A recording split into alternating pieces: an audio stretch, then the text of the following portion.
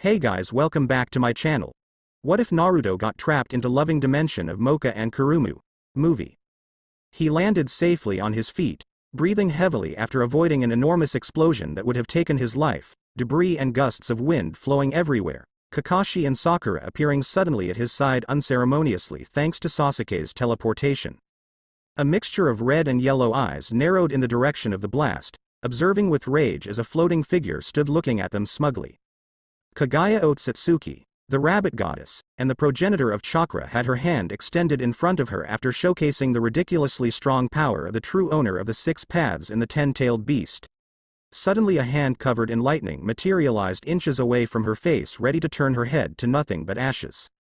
With her Byakugan and Rinasharingan observing and predicting the movement, she simply moved backwards and countered, slashing with a bone coming out of her palm and turning the silhouette of a young man into nothing. Fast, she said in mirth as she caught the instant transportation of the young Uchiha to his companions, but you won't be able to defeat me with that, Indra. I thought I had made that clear, she said with shaking her head, mocking their attempts at touching her. Naruto felt the sudden presence at his side after Sasuke almost got blown away by the woman's bone ash jutsu. They had been fighting her for over 4 hours now and they had yet to even land an attack successfully. He was completely terrified of the woman. She had already proved that they were but a joke to her the way they were fighting. Not even a barrage of tailed beast bomb Rasen shurikens had been able to go through her almighty push.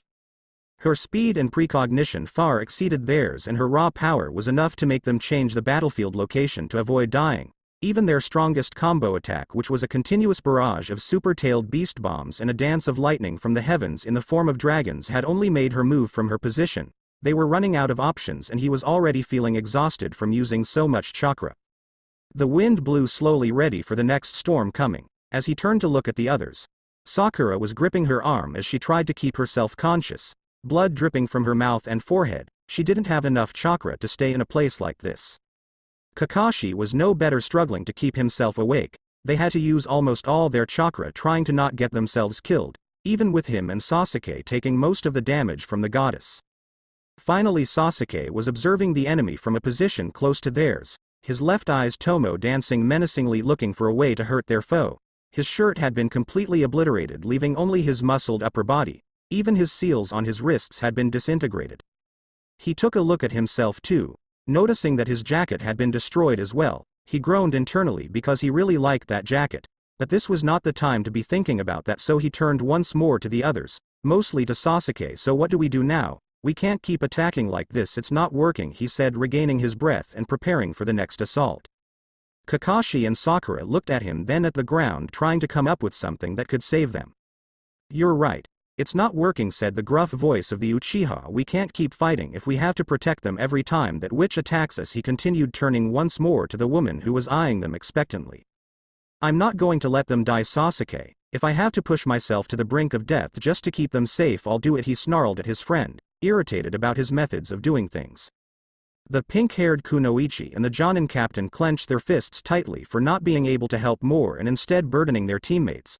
Since this whole fight started, they had been nothing short of an obstacle to defeat such a powerful being. Naruto kept looking at the Uchiha, who had his eyes closed in thought. He clapped his hands and met with the tailed beasts inside him.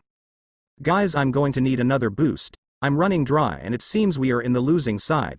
I think our best bet is give her more than she can chew. If it works we might be able to seal her, he said, taking more natural energy into his body. Be careful, kid. The pressure of her chakra is suffocating, said Kurama, putting his hands in a seal along with the other beasts. Naruto nodded, determined. His body quickly started glowing in bright yellow chakra. His cloak once more going down to his feet and the seal in his abdomen became more noticeable. The powerful energy surrounding him quickly grew enough to shake the area around them. Kakashi and Sakura looked at him in awe, astonished that he still had so much chakra, while Sasuke observed him with a blank face. They all turned when the Uchiha stood up as well, looking at the blonde Jinchuriki defiantly before turning to the other two.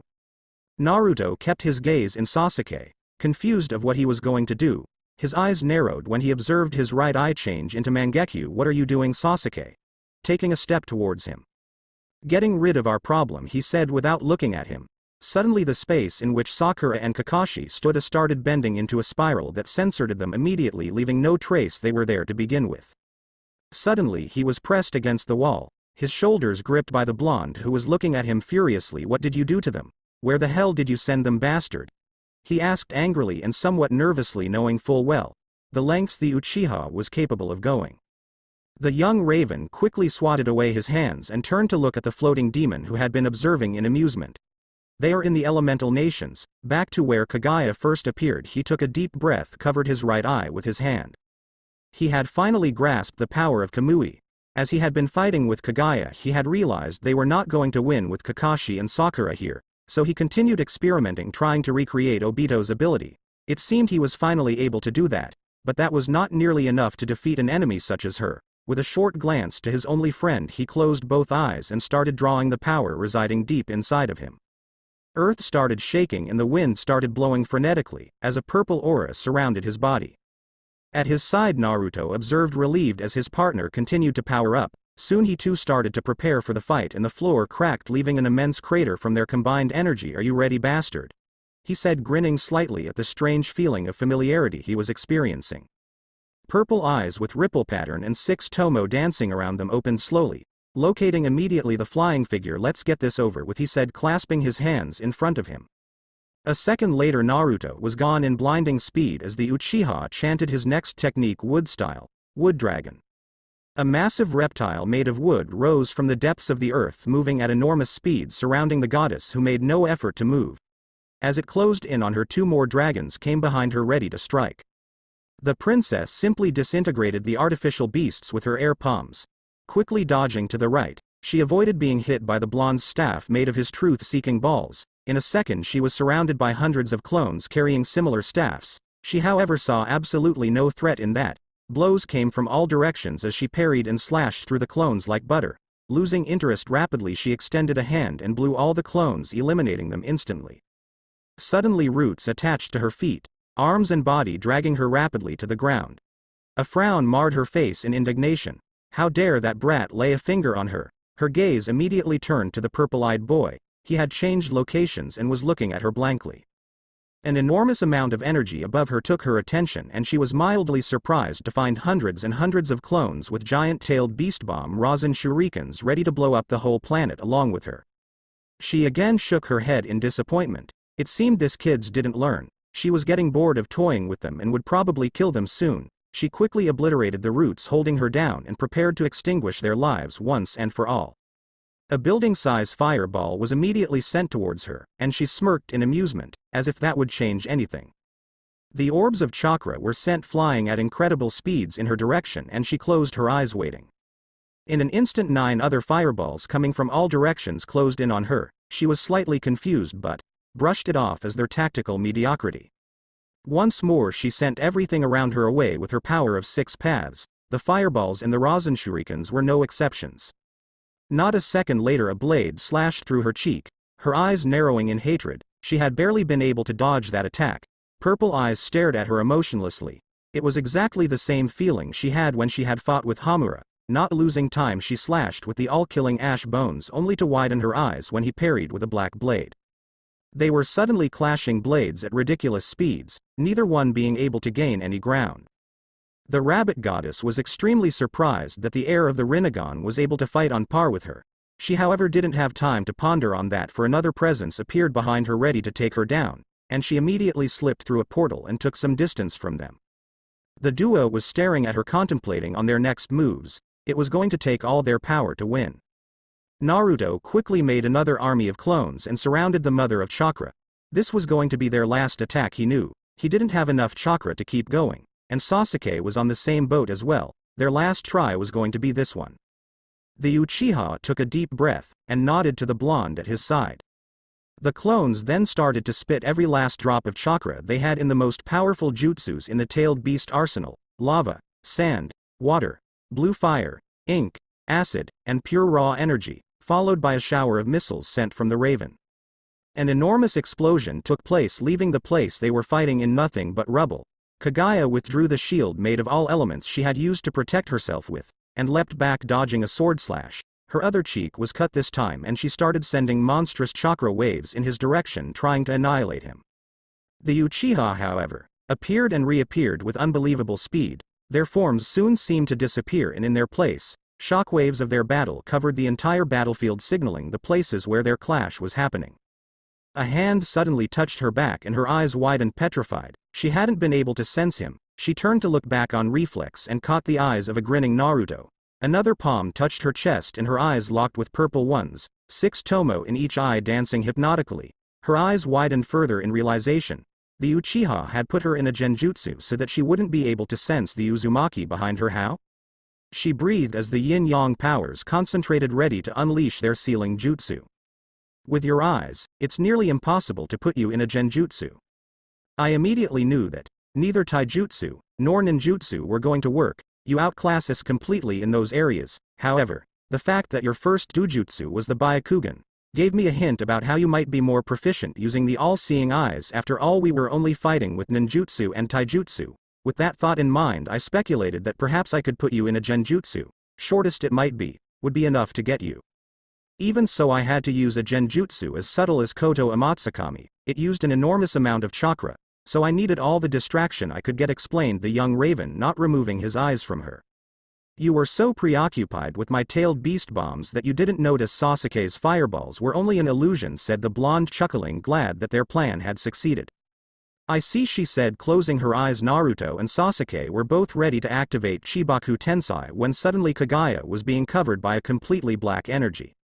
Their eyes widened in recognition of the energy. It was the same mixture of all the elements, but this time it was about to explode. The purple-eyed boy turned quickly to his companion. Naruto, take the beasts from her now. I'll help you with my Rinnegan, he shouted, receiving a nod from the blonde. The Uzumaki quickly found the energies pertaining to his tenants and extracted with all his strength along with the beasts residing inside of him.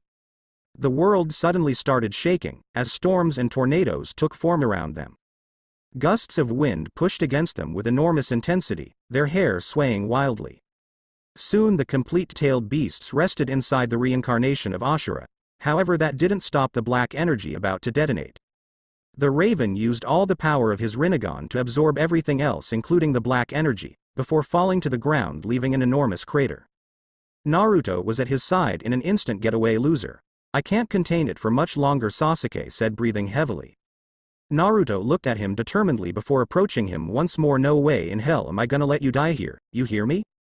The raven felt the energy about to detonate and used the rest of his power to activate Kamui and take him to another dimension. As Naruto's hand made contact with the raven's shoulder, they disappeared, ready to face their deaths. Shinobivampire, Shinobivampire, Shinobivampire, Shinob. He awoke to the sound of trees rustling, his body hurting all over and a strange feeling of chakra depletion. He pushed his body forward to sitting position, and looked at his surroundings. The scene was what he would call weird. The trees were old and had no leaves, and strange crosses made of stone covered the entire field. He moved to stand, but the pain quickly caught to him. He gripped his lower abdomen and stood up. He didn't recognize the place at all, and had no idea what he was doing there. He gripped his head in pain when the memories came back violently. The last thing he remembered was an explosion, and then nothing. He needed to figure out where he was and what had happened to Sasuke. He was suddenly feeling worried. Had he made it out alive, or perhaps, he pushed those thoughts aside and readied himself to look for him, but something else stood out to him. He couldn't feel Kurama's presence, nor the other tailed beasts either for that matter. He jumped to the top of a tree and entered the meditating position, as he went deep inside his mind. He was once again in what looked to be a sewer, though there were no hallways or rooms like before. This time it was only the floor covered by a shallow level of water. He was confused as to why couldn't he see Kurama's cage. A bad feeling crept up his stomach and he took a step forward. After walking for some time, he arrived at what looked to be a wall made of glass. He tiled his head in curiosity. Why was it here now? He had never seen it before. He tried touching it, but nothing happened. Just then a giant paw slammed against the wall, making Naruto jump backward, startled. After calming himself down, he narrowed his eyes at the paw and noticed the familiar orange fur. Kurama. What the hell are you doing, stupid fox? Are you trying to kill me? He said, approaching the wall once more. Kit. Someone put another seal on you. I can't get out of here and the others are unconscious, said the giant fox, slamming a claw against the barrier. Naruto looked skeptical but nonetheless tried to share a link of chakra with Kurama once more, only to find out that he couldn't even feel Kurama's chakra. He fell to his knees realizing that this was probably the feeling of losing so much of his chakra. He gauged his reserves quietly and realized he had about 50 times less chakra than before. How did this happen? He asked no one in particular. His best bet was to find Sasuke and find a solution together. If they were alive they could probably still go him, right? I'm getting you out there, Kurama. Just wait for me, he said, standing determinedly, before walking in the other direction. Kurama simply observed the young ninja with something akin to gratefulness and pride, though he would never admit it, of course. Getting back to the real world, he was about to enter sage mode when a voice called out to him. He turned to look down and saw a man in a strange suit, all black, and with a tie, not to mention sunglasses. Naruto made a face before leaping down the tree to see what he wanted. Your name, if I may ask, said the man standing rigidly in front of him. He looked like one of those bodyguards he used to encounter in his travels with the pervy sage. Uzumaki Naruto, he said without hesitation. He wanted to know where Sasuke was, but maybe he could get something out of this guy, information about this place even. Follow me, please, the man replied, signaling with his hand for him to follow, and started walking ahead. Feeling a blade he had in his trousers ready just in case, he followed the man, ready to get some answers.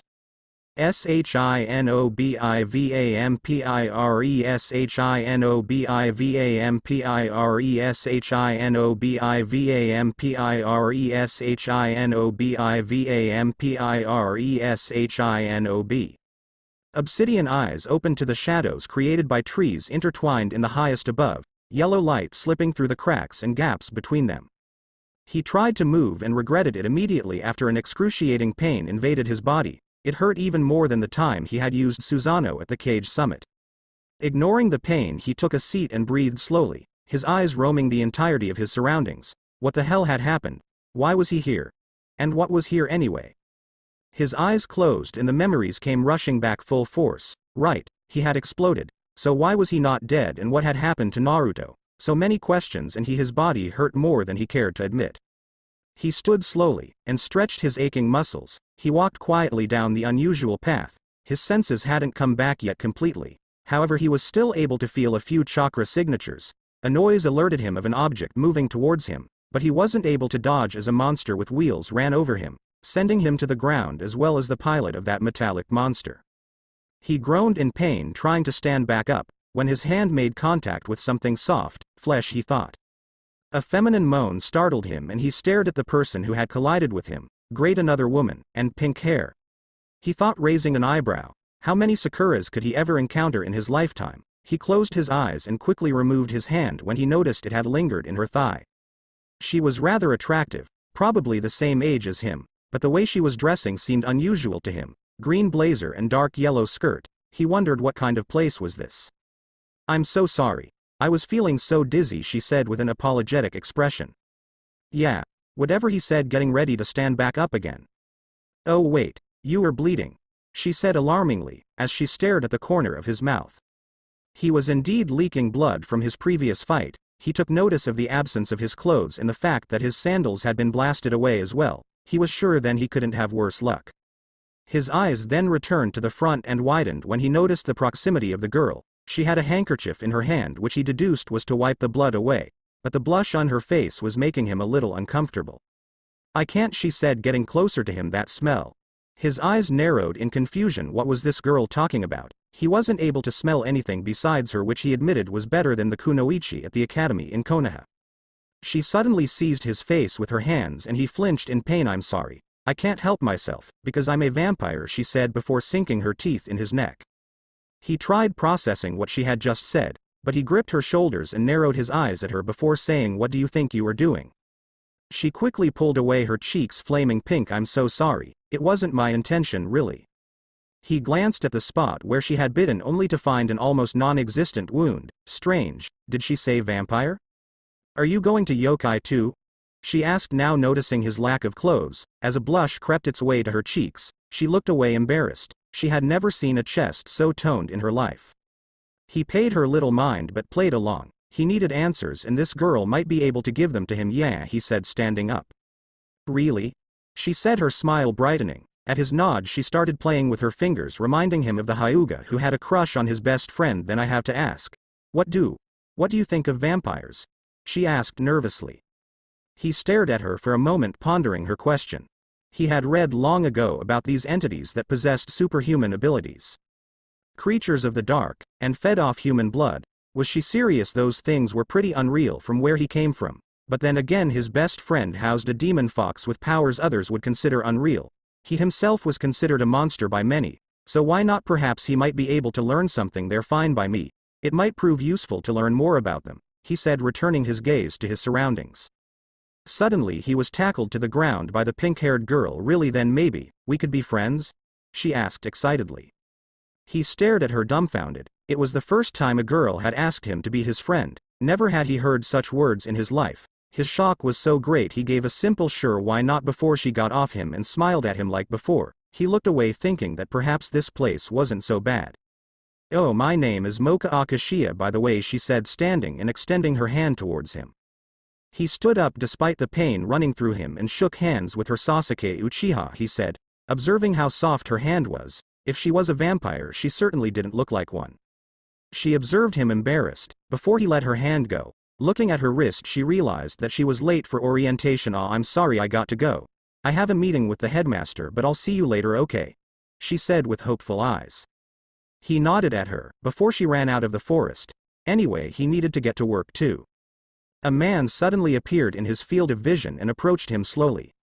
He felt no ill intent, so he waited until they were face to face.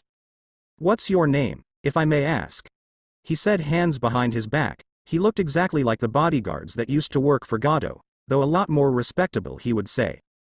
Uchiha Sasuke, he said dryly, expecting to be asked to leave the premises or something of the sort. He was however surprised when the man instructed to follow. He didn't know where he was, and he needed to find Naruto.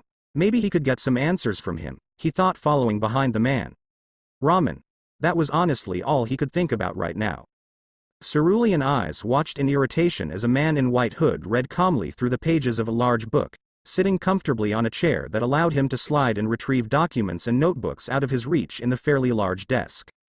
He had been there for about 10 minutes after being brought by the man with sunglasses, who was now standing behind the rather irksome figure who kept reading as if he wasn't even there.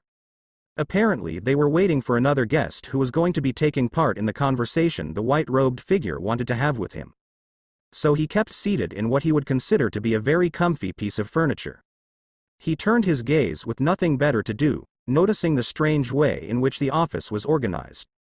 Library stands filled with books surrounded the room, showing how much dedication the covered man had with his studies.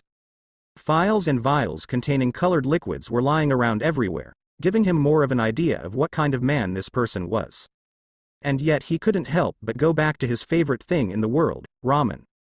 His body was completely destroyed, bruising all over and making it difficult to move too quickly. His muscled arms and broad back were covered with black spots courtesy of a certain rabbit goddess. But worst of all, he felt like he hadn't eaten in weeks. It was slowly but surely killing him, and his stomach had growled probably around 23 times already. Of course the figure in front of him was completely unperturbed, and he was wishing for the goddamn bastard who was to be present to be here already, goddammit. As if hearing his words and the heavens granting his wish, the door to the room opened widely. A black, tall man with the same formal attire that had brought him here was standing in the threshold, walking slowly to the other side behind the white-robed man. At the entrance another figure intruded inside, closing the door without giving it much thought. Obsidian eyes went through the 4 figures in the room, midnight blue hair swaying as the man kept walking. Naruto stared at the half-naked figure of Sasuke Uchiha, his muscled arms sporting the same black bruises as his, a trace of dry blood going down the end of his lip. His chest rising and falling with difficulty, the blonde Jinchuriki was able to notice the state of the last Uchiha. The raven-haired boy nodded at him before getting closer and sitting on a chair parallel to the one he was sitting in.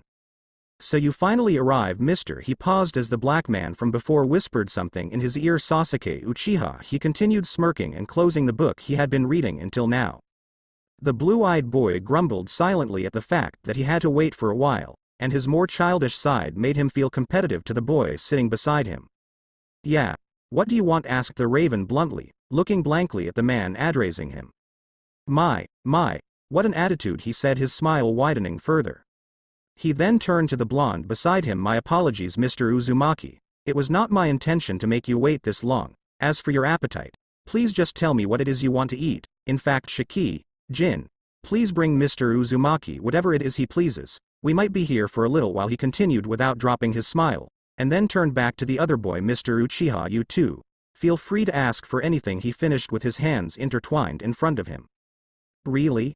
Exclaimed ecstatic the whiskered blonde, his blue eyes suddenly gaining a unique gleam that somewhat surprised the man in the white robes. Then I want 10 bowls of miso ramen, 7 of pork ramen, and 10 of chicken, also 9 of beef ramen, and finally 5 bowls of shrimp ramen, he said, drooling slightly at the mental image of his order. The men in black looked at him oddly before turning to the other boy expectantly. Bring as many rice balls as you can and a large portion of beef and tomatoes, he said, trying to hide his own appetite yet failing miserably. Without further ado, the men in sunglasses left the room to the task at hand. Now, while we wait for them to get back, how about you tell me what brings you to Yokai Academy? He asked, not letting go of his smirk. The blonde boy grinned widely, whereas the dark-haired kid looked without a care in the world. Their reactions were far from what he expected. Normally any student, or anyone for that matter in their position, would have fidgeted nervously, or at least shown some kind of acknowledgement that they were discovered, but it was like they could care less whatever he had to say. Another smile made way to his face as the blonde boy moved closer to him and started narrating the tale of how they got lost in the forest of Yokai Academy. Unknowingly to him, obsidian orbs seemingly spaced out observed everything with incredible detail and accuracy, analyzing their situation and predicting the next possible outcomes of every move they might make in the future. His gaze unnoticeably turned to the talkative blonde. His talent at talking his way in and out of everything was second to none, and as a shinobi that was his strongest weapon. As Sasuke continued to observe Naruto lying through his teeth, he couldn't help but smirk internally. That cunning fox never ceased to amaze him. And that's how we ended up being separated, reclining his back as if to emphasize the end of his story. But now that we've made sure we're all right, we can go back, he finished, wiping some dry blood on his forearm. The figure in white then started chuckling darkly, as if trying to intimidate them. Their reactions unchanging. I'm sorry, but I can't let you leave just like that, he continued, once more putting his intertwined hands before him. You see, this academy is a school for monsters, his smile getting bigger. If that was possible. Naruto felt like he was about to choke, however he contained himself and remembered they were actually on a mission. They were trained ninja, and even if he was not very good in stealth of infiltration, he knew the basic rules of being a shinobi. Quickly recomposing himself, he let his smile adorn his face without flinching. This academy is protected by a barrier that separates the human world from the monster world. As of right now, humans and monsters are not capable of coexisting, and so the barrier has been put to protect both species. Any humans who trespass the barrier are to be exterminated as soon as possible, he finished, smiling at them. He observed the individuals in front of him calmly, as if waiting for them to do something. Finally, the raven-haired male stood up, his face showing no emotion whatsoever. If he was being honest, the figure in white was very impressed. He was completely unreadable, and for some reason it made him feel uneasy. Sasuke gazed at the man studying him. He clearly wasn't about to kill them, that much he knew. If he was, he probably would have tried by now. He also didn't know if they were humans, which was definitely an advantage to them. For what he could conclude, he was only checking up their sudden appearance. He probably had a way of monitoring the area around the school. If we show you our monster form, will you let us leave then? He asked with the same almost bored tone. Naruto glanced at him from the corner of his eye. What the hell is he planning? Monster form? Of course, that is if you truly are monsters, he said, expecting a different reaction this time. Instead, the attractive dark-haired male nodded and turned to his companion. You go first. Show him what's inside the cage, he said, moving to stand against a wall with his arms closed. The blue-eyed boy immediately understood the message and stood up, moving the furniture to the side, trying to avoid breaking anything. He joined his hands together in a sign the white-robed figure wasn't able to understand, and suddenly his spiritual energy spiked. Transformation jutsu, he chanted in his head, a puff of smoke covering his entire form. What came out of the smokescreen was something that almost made him flinch. An orange fox with 9 tails growling dangerously stood in the middle of the room. The temperature increasing as the energy became denser, enough to push back objects close to it. Soon sheets and other objects around the room started moving frenetically. the demonic energy of the fox enough to start shredding or breaking random objects around the room. Suddenly the figure in white started chuckling loudly, clapping his hands in approval. How interesting! He couldn't hide his own elation at the discovery he had just made. A Yoko, demon fox.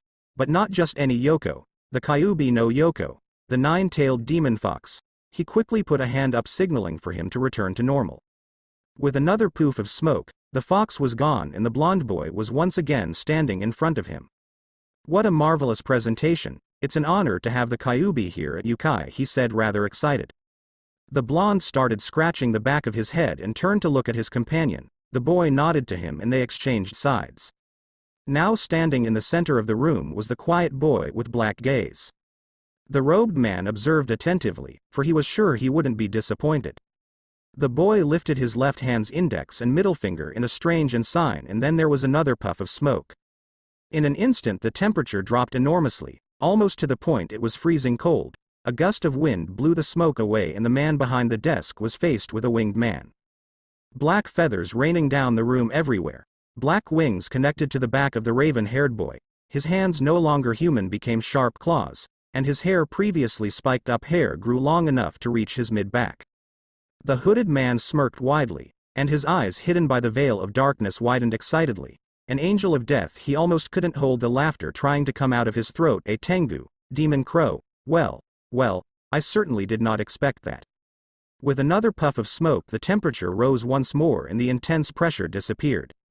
The two boys were now standing near him awaiting judgment, one with the hands on his pockets, the other with his arms behind his head. Very well, you may leave, though I would like to make you to a proposition, said the man, offering for them to take a seat once more. They reluctantly did it out of having no rush. First things first, I'm the headmaster of this academy. I apologize for not introducing myself sooner, but now that we have dealt with that, on to my proposition, he said, becoming suddenly very serious. How would you boys like to attend Yokai Academy, he said, tilting his head in curiosity. The young teenagers thought hard about the question. Naruto, first and foremost, being that he was still alive, wanted to return to his world and meet everyone again now that they had already freed them from infinite Tsukuyomi, but he had no idea how to go back. And then there was the issue of the strange new seal that kept him from linking his chakra with Kurama's or the other tailed beasts. Sasuke was, however, more anxious to return. He still had the final phase of his plan so that Itachi's dream could live on. He couldn't afford wasting precious time. Nevertheless, he was extremely injured. For some reason his near-instant high-speed regeneration wasn't working on his body. He felt like he had been completely stripped off his chakra, and to top it all off, he was sure he'd drop unconscious very soon. If you stay, you will be able to learn to control your demonic powers, as well as learn to coexist with humans, and you will have your own room and will meet many people like you, he finished with a more empathetic smile.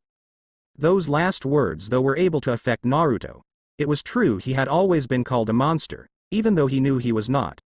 All his life he had been an outcast until Iruka-sensei became his pillar for support, and then later, of course, Sasuke.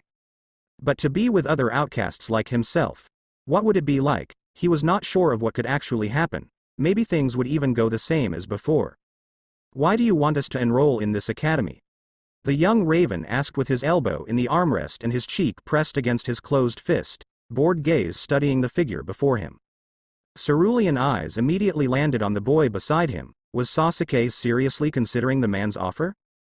Monsters like you are definitely not common. This could be a learning experience for all of us, said the headmaster, forming once more that annoying smirk. HMPH. Very well, said the dark-eyed boy, surprising the other two. What about you? He continued, turning to the Uzumaki. Naruto knew that the Uchiha had not given up on returning home, but he was still curious about what was going inside his head. In any case, they would probably talk strategy after leaving the office of the headmaster. Turning to the hooded man, he flashed one of his foxy grins and nodded. Fine, count me in. The smile in the man's face grew and for the first time stood up from the desk. Splendid. Now your food has arrived. Shiki, Jin, you can enter now, he said, the door opening to reveal the two men from before with carts filled with the specific indications of the two teenagers. Please, help yourselves, getting back to his desk.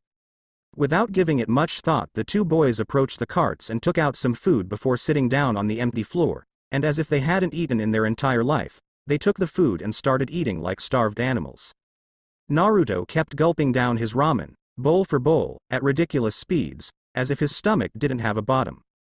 Sasuke munched the rice balls, frenetically mixing it up with pieces of beef and tomatoes. All in all, it made the other 3 men in the room observe incredulously, the image greatly contrasting with the previous mood of the teenage boys. After finishing up his last bowls, Naruto sighed contentedly and rubbed his stomach. It had been a while since he had tasted such good food. Swallowing the last of his rice balls, the young Uchiha's eyebrows stared, twitching in annoyance. It seemed that the more time he spent with the blonde, the more relaxed he became, and it was extremely irritating the fact that he could not control his hunger like before, even if the conditions were different this time around. "Did you enjoy your food?" asked the headmaster, standing up once more, Shiki and Jin immediately going for the empty plates. "Yeah, it was delicious, thank you, Gramps," said the Uzumaki, standing up and stretching his still aching muscles. The boy at his side doing the same. "Yeah, it was good," he said, going back to his relaxed facade. "Good. Now, since you will be studying in this school, I'd like to give you the keys to your rooms," he said, taking out 2 keys from his pocket and handing them to the kids standing before him. "The number of your rooms is marked in the key, so just follow the other students to the dorm. You'll find your way around," he said amiably. "You clearly don't know Naruto. That guy could get lost in his own house," said the Raven, pointing to the boy beside him. A vein throbbed on the blonde boy's forehead before he turned to the last Uchiha. "What did you just say, bastard?" he yelled, making a pose in indignation. The dark-haired boy just smirked in return before tilting his head to the side. "Are you going to tell me it's not true? And what about you? You have been lost since you were 13. What did nobody tell you to not follow strangers who offer you candy, you big baby?" said the blue-eyed shinobi, pointing an accusing finger to the half-naked man. Eyebrow twitching in annoyance, he faced the blonde with narrowed eyes. "Shut it, loser. At least I gained something from that experience. You, on the other hand, only became a better peeping Tom," he said, crossing his bruised arms over his chest. The headmaster observed the teenagers completely dumbfounded. A minute ago they were the epitome of maturity, now they looked like little children, and then he remembered that they were actually just kids. He smiled a sincere smile before taking a step towards them. "Calm down, kids, it doesn't really matter. If you have trouble finding your way to your rooms, you can always ask the teachers for help," he said, moving around them to the door of a closet. Opening it and taking something from inside, he turned around and handed them a complete set of clothes. "These are your uniforms. You are required to have them on throughout the school day. In your rooms there are spare clothes, given that you have none to actually wear." He moved to stand beside the door.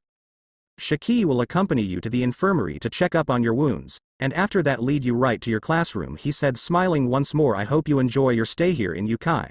It was a pleasure to meet you, Mr. Uzumaki, Mr. Uchiha," he finished, signaling them to the door.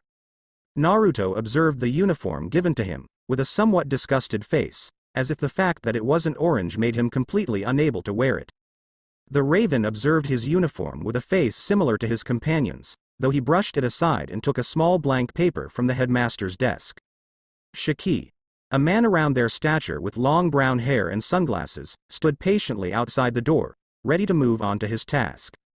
"Yeah, thanks again, Gramps," said the blonde, holding his uniform over his shoulder and proceed to walk to the door. "I hope we see you around later," he said with a big grin, that somewhat surprised the hooded man, who in return only smiled pleasantly. The Uchiha followed his companion without any rush, his gaze bored as when he first entered the room. "I'm expecting for this to be entertaining, you know," he said, leaving the room, and somewhat confusing the man in white, before realization dawned on him and an amusing smirk plastered itself on his face. He couldn't wait to see what was going to happen next. "What do you think, sensei?" asked the serious black man standing near him. "Oh, I think we hit jackpot with those boys, Jin," he said before he started chuckling excitedly. "Yes, those kids were something else." He took a seat once more in his large desk, before returning to his book.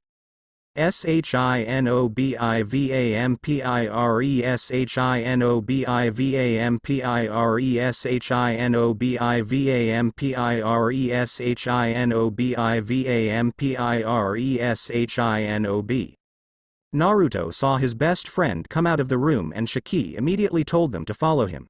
The blonde carrier of the 9 tails stood petrified when the Uchiha started walking ahead of him, and he noticed something that made his hands start shaking. The Uchiha, sensing his companion's sudden stop, turned to look questioningly at him. With a raised eyebrow, he waited for the Uzumaki to break out of his trance. Quickly regaining his senses, Naruto kept looking at the thing that made him stop in his tracks.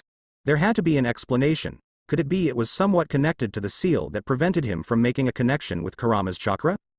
He took a look at his stomach and his eyes widened once more. The 8 tetragram seal he had had for most of his life had somehow transformed, and it was now a 10 tetragram seal. At first glance it didn't seem really different, but he who had studied the seal when training with Kurama knew that those 2 new markings changed the configuration and functionality of the whole system completely. The Raven observed him confused, and Shiki wondered what had made the boys stop. Naruto recomposed himself and decided that it was best if he discussed it with his friend. He knew Sasuke had learned a great variety of sealing jutsu, but something about his 10 tetragram seal made him feel uneasy. Quickly catching up with the Uchiha, they started walking at a steady pace behind the brown-haired man. Sasuke waited patiently for his partner to come out with whatever it was that made him stop. In your back, the markings of the 6 paths are engraved in black. Naruto said a little louder than a whisper. Widened eyes, the Raven imitated the blonde, stopping dead in his tracks. Those marks, no way. There's just no way that's true. Those are the markings of the senjutsu of 6 paths and the 10 tails Jinchuriki. He raised his hand and tried feeling his chakra. His eyes widened once more when he discovered how much chakra he actually had. After resting and eating, his chakra reserves should have been already at 30% minimum. But as he raised his shaking hand closer to his face, he noticed his chakra wasn't even 1% of total reserves. Something was terribly wrong. What had happened to his chakra? He tried activating his Sharingan and surprise marred itself on his face when he couldn't turn it on. But even with less than 1% of his chakra, he should have been able to activate his Sharingan. It was the same amount he had when he and Naruto had fought in the Valley of the End the first time. Even if it wasn't a speck of what his total reserves were, they were enough to bring his mythical red eyes to life. His hand continued shaking and he started questioning what had happened in that explosion. And now the markings of the 6 paths were engraved on his back. He took a deep breath and calmed down. There was no use in panicking. Turning his gaze ahead, he noticed the worried look his friend was giving him, and the expectant look of their guide. The Raven started walking forward and took a step beside the blonde. Soon they started walking again at a normal pace. Something happened after I transported us here with Kamui. We need to figure out what, or at least how to revert its effects, the dark-eyed boy whispered to the blonde at his side. Naruto nodded affirmatively. Yeah. I was marked with a seal too, or more like the seal that was holding Kurama and the other tailed beasts inside me has changed. I can't borrow any of their power, and it seems they are more trapped than before, he said with the same volume as his friend. Obsidian Eyes took a quick glance at the carrier's belly, and immediately noticed the difference. It seems they were more or less in the same predicament. The amount of chakra I have is about the same as when we fought the first time. I think the seal of the 6 paths is suppressing my chakra, and I can't even activate my Sharingan, said Sasuke truthfully. They needed all the information to pile up and look for solutions to this problem of theirs. That must be why our wounds haven't healed yet, said the Uzumaki, surprised that they were so crippled. Yeah, probably, said the Uchiha, putting his hands in his pockets. He had to come up with something to remove that seal. So what are we going to do? Asked Naruto to his best friend. For now, I guess it's better to play along with these monsters. I'll be looking into other ways to go back to the shinobi nations. A portal or something of the sort from knowledge around here. We should have more chance of getting rid of these seals in Konoha, said the Raven with a bored tone, somewhat contrasting with his inner emotions. He was nervous. Those markings were making him feel very anxious. You're right. I guess I'll be training. Maybe I might be able to break the seal on my own. We don't lose anything by trying, right? Said the blue-eyed boy, receiving a nod from his partner. You should do the same. Maybe you'll learn something new, he continued, putting his hands behind his head. You don't have to tell me that, loser, said the Raven a little more relaxed. Naruto smiled contently. At least some things hadn't changed. Fine bastard, if you don't want my advice, that is your damn business for being so stupid, he said, turning his face from him in mock anger. The Raven couldn't help but smirk at the loud-mouthed blonde. Look who's talking, dumbass. They continued their way and reached the infirmary in little time. After that they were bandaged by the nurse, who was somewhat terrified that these kids were even conscious, with such severe wounds on their bodies. With bandages all over their bodies they put their uniform and quickly got out of the infirmary. Naruto was wearing his green jacket unbuttoned, and his tie loose around his neck, with the first 2 buttons of his shirt undone. Sasuke, on the other hand, had opted for transporting his jacket to a pocket dimension, sealing it in the blank piece of paper he had gotten in the headmaster's office. And like the blonde, had his tie loose around his neck and the first 3 buttons of his shit undone, with a black undershirt covering his bandages. They didn't like their uniforms very much, but it was manageable. The only thing was that they were not suited for fighting. Their guide suddenly stopped at a wooden door. Noises could be heard from inside and Shiki signaled them to enter. They did so without giving it much thought. The room suddenly silent, taking in their presence. A woman who weirdly resembled a cat, and fairly attractive, approached them. "Hi, I'm Ms. Nekonome. I'm the homeroom teacher. Are you new students of my class?" she asked, smiling at them. She quickly noticed the radiance that seemed to come from the blue-eyed boy. It was a very good feeling in her opinion. Naruto turned to her and gave her a big smile. "Yeah. I'm Naruto Uzumaki. It's nice to meet you everyone," he said, turning to the rest of the class. Suddenly the girls started squealing with heart-shaped eyes, the boys in the background groaning aloud. Naruto turned to his friend with a questioning look, receiving only a shrug in response. "And what about you, young man?" said the teacher, turning to the dark-haired boy. She noticed how handsome he was, ridiculously so. How lucky of her to receive such kind of students this year. She smiled kindly at them. "I'm Sasuke Uchiha," he said, his voice deep and cool, that made the girls squeal like before. The teacher gestured for them to take a seat in the back next to the window. They made their way there, avoiding the adoring looks of the female population, hateful glares in the background not making them even flinch. As Ms. Nekomon resumed her class, a knock on the door was heard. "Please come in," she said to the person outside the classroom. The wooden doors opened and in came a girl with pink hair and green eyes, with a rosary hanging from her neck. "I'm sorry I'm late. I didn't know my way around," she said, bowing to the teacher, who brushed it off and asked her for her name.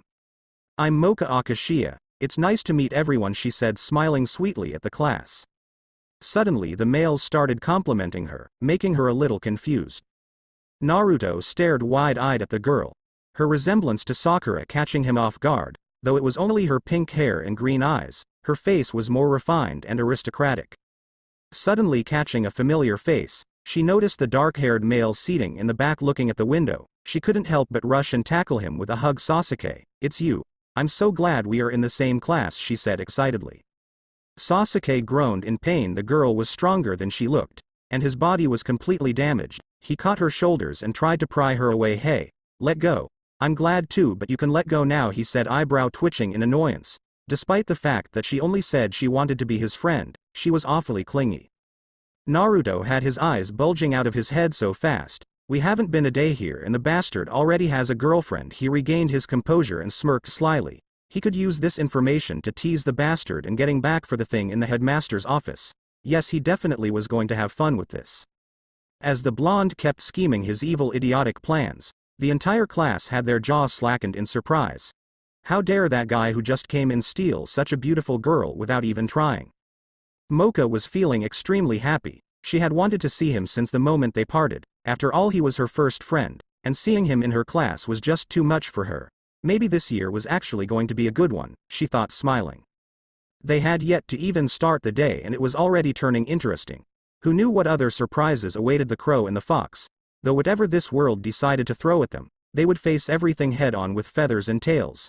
Monster school, Sasuke decided, was certainly not what he had expected. The last educational facility he had attended had been the academy, where the children had been taught the intricate arts of the shinobi. Back then, it had been common norm to be learning the different shinobi rules, techniques of assassination, infiltration, espionage, disguise, combat, and strategy. It was of course the expected and logical curriculum held to mercenaries in training like them.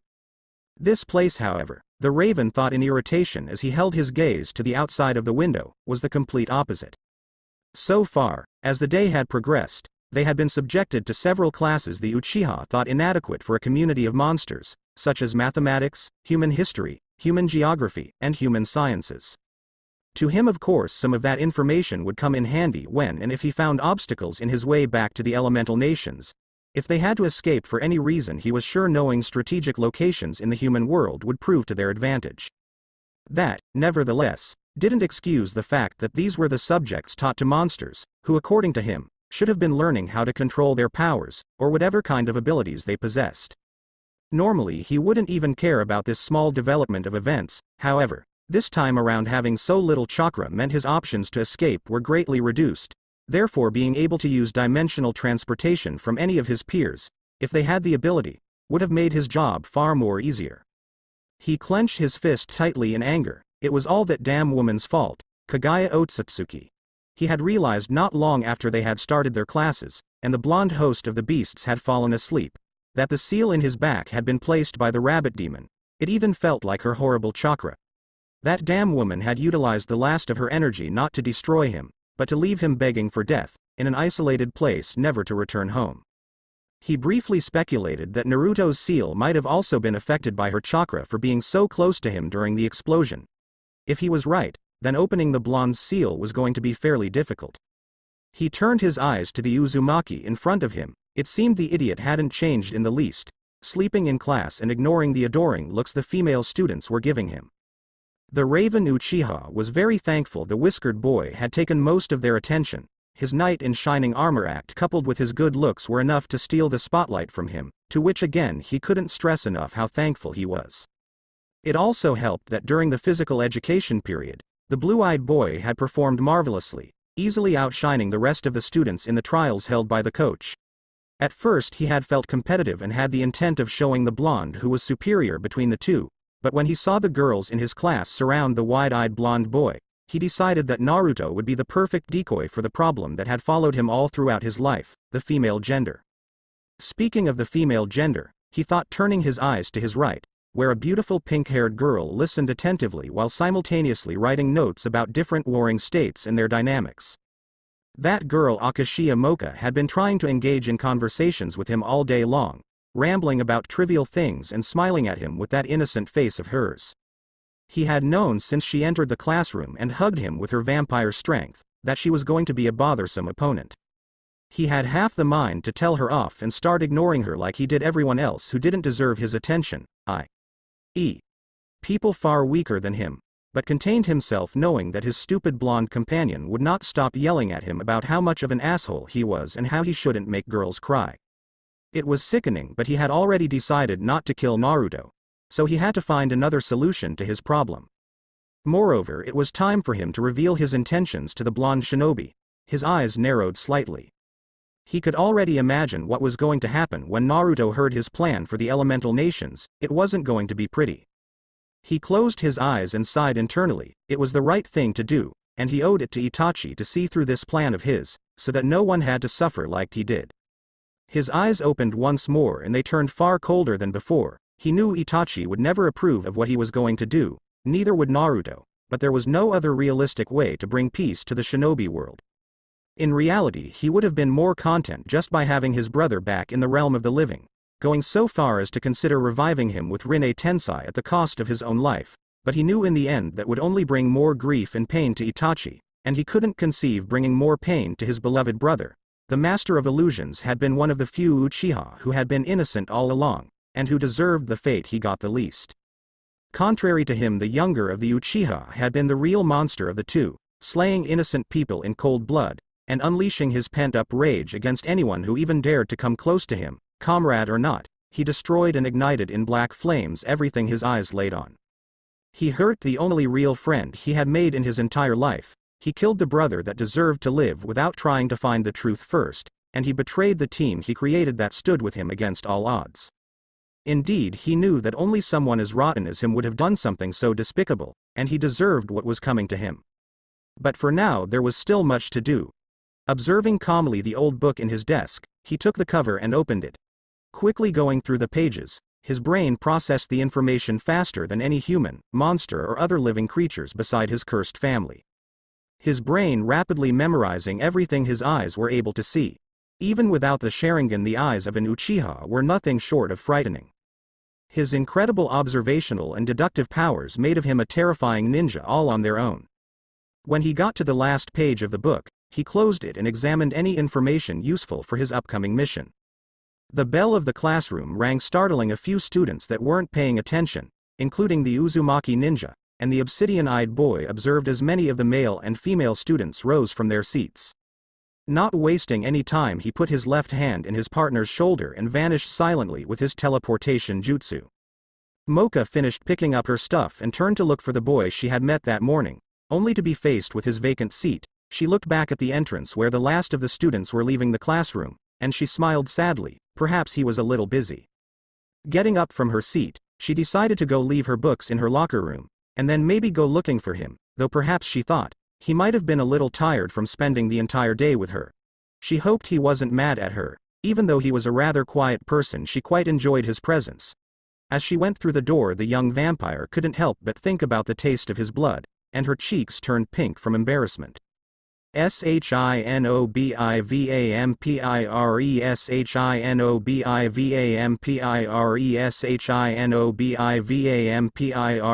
Shinobivavampire Shinob. Landing soundlessly a good 200 meters away from the school, the obsidian-eyed boy turned to the host of the tailed beasts, who had landed with a loud thud face first in the ground. Naruto groaned not too quietly from the pain and turned to glare at the boy next to him. What the hell, bastard? He exclaimed, rubbing his face with his right hand. You could have at least stopped my fall. He continued, getting up and facing the young Uchiha. I could have. Yes, said the boy with his hands in his pockets, and looking at him indifferently, making the whiskered shinobi glare harder at him. What are we doing here anyway? Asked the cerulean-eyed boy, dusting his clothes off, and looking all around him at the forest. Classes are over now, and we need to talk about the situation we are currently in, unless of course you prefer to go back to sleep, said the raven, lifting his eyebrows slightly. Naruto's cheeks turned pink and he really was feeling like beating up his best friend. Shut up, jackass, he said, putting his hands behind his head. You want to talk? Let's talk then. The pale boy eyed him blankly before resting his back against a tree and crossing his arms over his chest. After we defeated Kagaya, and subsequently escaped to another dimension via Kamui, the woman somehow managed to use her Kekemora as a sealing jutsu on us, he said, surprising the blonde shinobi. I thought so, said a deep voice inside the Uzumaki, immediately alerting said ninja of his presence. Kurama, said Naruto, looking at his stomach questioningly. What is it? Said the obsidian-eyed boy, looking intently at his companion. I had the feeling it was that woman's work. The glass barrier feels like death itself. It's nauseating, spoke the nine-tailed fox to his human host. Kurama says he also thought it was Kagaya who sealed our chakra, continued the blue-eyed boy, forming a fist and extending his arm to the other shinobi. The raven eyed the arm extended to him before looking back at the Uzumaki. What? Bump fists with me. It'll be easier if we both talk to Kurama, and since you've already been in my subconscious, it shouldn't be too hard for you, right, asshole? He said, grinning to the Uchiha. HMPH, grunted the onyx-eyed boy, bumping his fist with Naruto's as they both closed their eyes. As their eyelids opened, they were faced with the giant glass barrier in the middle of the massive room that was the blonde's subconscious. An enormous orange fox was seated looking at the teens, frowning. The young Uzumaki wasted no time and approached the barrier sitting cross-legged, immediately followed by the Uchiha. How did you know Kagaya was the one who messed up with our seal? Asked the blonde shinobi, looking intently at the massive beast. While you idiots were playing school, I was analyzing all the properties of this barrier. It turns out that the woman's chakra was very well disguised in the seal. I can barely feel it, he said, addressing the young men sitting before him. Furthermore, without the key, the only way to break this seal is with an overwhelming amount of chakra. I tried with all my strength to destroy it, but I wasn't able to leave a single scratch, he continued, narrowing his eyes in frustration. It seems I was correct, said the Uchiha, drawing the attention from the other two. In that explosion, residue of the woman's chakra entered Naruto's body, going directly to the seal already present in there. I imagine it must not have been that much chakra, since Naruto's normal reserves weren't affected in the least. He continued, turning his gaze to the Uzumaki. That's a useful advantage. If it had been me only, I never would have been able to break such a powerful seal. From now on, our primary objective is to break that seal of yours. At the moment I can't use Kamui nor my Rinnegan space-time technique to take us back to the elemental nations, though I may have something that could possibly work, but I'll need some time. That reminds me, bastard, said Naruto, looking questioningly at the raven. Why did you accept that man's proposal to stay in this school? To tell you the truth, I thought you wouldn't accept it in a million years. No scratch that, I'm sure you would never accept such a deal. So tell me, what are you really thinking? The obsidian-eyed boy lifted an eyebrow at the blonde. You don't know? I believe it is fairly obvious, he said, facing his partner directly. For starters, We are incredibly injured. Perhaps you haven't noticed or just don't want to admit it, but your hands have been shaking slightly since a while back. Your breathing patterns are fluctuating. Sweat has accumulated under your forehead and neck, and you are paler than usual," he said, ending his observations. "We need a place to rest and regain our strength. Remember that we are in an unknown territory. So far the individuals around us present no threat, but it is better being cautious in this situation," the raven said, turning to the gigantic fox. "Without the tailed beast's powers we can't be sure you are able to stop any incoming attack, and without my chakra I'm not sure I can either. This place offers us the opportunity to go by unnoticed by the creatures of this realm, and look for information that we may be able to use to go back. That is why I decided to stay here, though I won't lie, I am somewhat curious of the strength these so-called monsters possess," he said, thinking of all the possible challenges he may face in the future with excitement. The blonde hummed before smirking slyly at other boy. "And here I thought it had something to do with that girl. What was she called again? Moka? Naka? Mika? It's Moka, dumbass. Akashiya Moka, and no, she's just another inconvenient in our way," he said, his eyebrow twitching in irritation seeing the blonde's idiotic face. "Don't lie to yourself, Sasuke. I saw how you were hugging each other like crazy," said the blonde, imitating sounds of kissing and hugging himself in a very melodramatic way. "Whatever, loser," said the young Uchiha, calming himself down, and holding his left hand with his right as a small electric current started dancing around his fingers, itching to fry the idiot before him. "I don't owe you any explanations." The blonde chuckled loudly, and Kurama sighed, watching the two strongest shinobi to ever live act like little kids. Naruto rubbed his eyes as the laughter died down. "So what now?" The raven faced him seriously before speaking. "Like I said earlier, for now we'll be staying off the radar, going to school like any normal teenagers, hanging out with other students, and that means holding back our power from everyone else by a fair margin," he continued, turning to the fox once more. "We will use our time after classes to train, and hopefully discover something else from the seals. In my case I'll have to train that much harder to regain my chakra." "What are you going to tell Moka? She seemed very excited to hang out with you," said the blonde, thinking about how happy the girl looked embracing his best friend. "Nothing. To whoever it is that you go making friends with, Naruto," he said, narrowing his eyes to the blonde who was looking at him seriously. "We'll tell nothing about this to anyone. If you want to socialize, good for you, but don't go spreading our secrets around."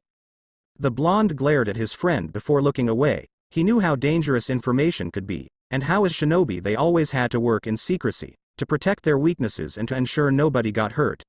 It was their truth, as much as he wanted to share with others. He smiled slightly. It was not like could tell nothing to no one, he just had to be discreet. That he was sure he could do. "Moreover," said the raven, regaining the attention of the other two, "I'll prepare a secret hideout not far from here. If anything goes wrong we'll have to be ready," he finished, standing up and ending spiritual link between them, going out of the blonde's consciousness. Putting his hands back in his pockets, the Uchiha faced the whiskered boy as he stretched his limbs, and groaning in pain. "I'll be going back to the academy, and see if I find some texts involving magical transportation. I'll also be working on the jutsu I told you about, could probably be helpful, so I'll need about 3 or 4 hours. You can go to the dormitory if you like," said the raven, turning and walking back leisurely. "See you around." As the Uchiha's figure disappeared from his vision, Naruto grumbled about his partner's attitude, though he rationalized, the raven was always going to be that way. He placed his hand in the seal and tried to feel the connection of chakra, but to no avail. He decided that he too was going to train, because he sure as hell wasn't going to be left behind by that censored asshole. He quickly turned and vanished in a puff of smoke. SHINOBIVAMPIRESHINOBIVAMPIRESHINOBIVAMPIRESHINO. As he walked down the road back to the academy, Sasuke turned his gaze to the sky, trying to relax. There was no need to hurry, and after all he first had to get better if he wanted any of his plans to succeed. His gaze turned when he heard multiple giggles coming from ahead. There were several female students eyeing him, and pointing at him as they continued giggling. It seemed he had to have Naruto around if he wanted to avoid this unnecessary attention. He entered the building without giving it much thought, ignoring the hateful glares of the male student body, and turned his gaze looking for the library. As he was about to turn into a corner, his body collided with another and his arms reflexively caught the figure now standing against him. A familiar pink hair made his eyebrow twitch in annoyance. He just kept having the worst of luck. Green eyes peered up when she saw she hadn't fallen to the ground, A blush quickly covered her face when she saw who exactly was holding her against him. For a moment they both stood there looking at each other as if waiting for the other to make the next move. The young raven's arms fell back to his pockets as he turned his gaze away from her. "You all right?" he asked when he saw she wasn't moving. As if she had awoken from a trance, her cheeks turned a deep shade of pink and her eyes regained focus in his form. "Why yes," she stuttered, embarrassed at having him see her like that. The obsidian-eyed boy nodded and turned to go around her. "Good," he said, looking once more for the room marked as library. "Would you?" the girl called when she saw him about to turn and go down the hallway, extending her arm a little as if trying to reach him, before letting it fall to her side. The Uchiha turned when he heard her speak. Her face was still covered by that shade of pink that made her look even more attractive. Sasuke was sure if he was any other man he would have fallen prey to her, but he was not, so instead he approached her and tilted his head to the side a little. "Yeah. What is it?" he said calmly, awaiting for her answer.